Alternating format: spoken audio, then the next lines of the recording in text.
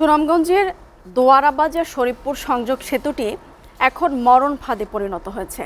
দীর্ঘদিনের সংস্কারের অভাবে রেলিং এবং পাটাতন ক্ষতিগ্রস্ত হয়ে মারাত্মক ঝুঁকিপূর্ণ হয়ে উঠেছে, ফলে জীবনের ঝুঁকি নিয়ে চলাচল করতে হচ্ছে পথচারীদের। অন্যদিকে সরু হওয়ায় প্রতিনিয়ত যানজটের কারণে ভোগান্তি পোহাতে হচ্ছে মানুষকে।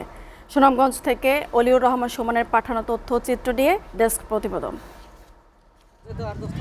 প্রায় ২ যুগ পূর্বে দোয়ারাবাজার উপজেলা সদরের সাথে পাশের ৩টি ইউনিয়নের সংযোগ স্থাপনের লক্ষ্যে টিলাগাঁও রাবার ড্যাম সেচ প্রকল্পের আওতায় ৫৫ লাখ টাকা ব্যয়ে নির্মিত হয় দোয়ারাবাজার শরীফপুর সেতুটি।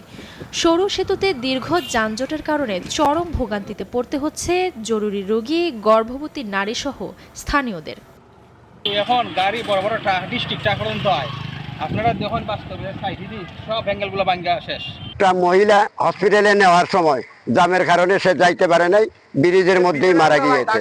এই যে ছোট্ট ব্রিজের কারণে আমাদের ভাই বোন মা চাচি যাতায়াত করতে খুব কষ্ট হয়।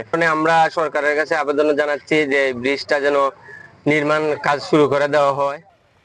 এদিকে দীর্ঘদিনেও সংস্কার না হওয়ায় রেলিং ও পাটাতন ক্ষতিগ্রস্ত হয়ে ঝুঁকিপূর্ণ হয়ে উঠেছে সেতুটি। এ বিষয়ে নির্বাহী প্রকৌশলী জানান, ভবিষ্যতে জনগুরুত্বপূর্ণ এই সেতু সংস্কারের প্রস্তাব করা হবে। কারণ ওখানে 3টি ইউনিয়নের লোক চলাচল করে, এই ব্রিজটি করা অত্যন্ত গুরুত্বপূর্ণ। এই মুহূর্তে আমাদের হাতে কোনো প্রজেক্ট নেই। ভবিষ্যৎ প্রকল্প মহোদয় যখন কোনো ব্রিজ লিস্টে নাম চাবেন তখন আমরা এটি প্রস্তাব করব।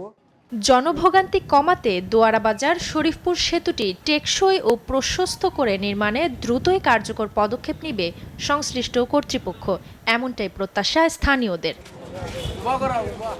SATV news desk.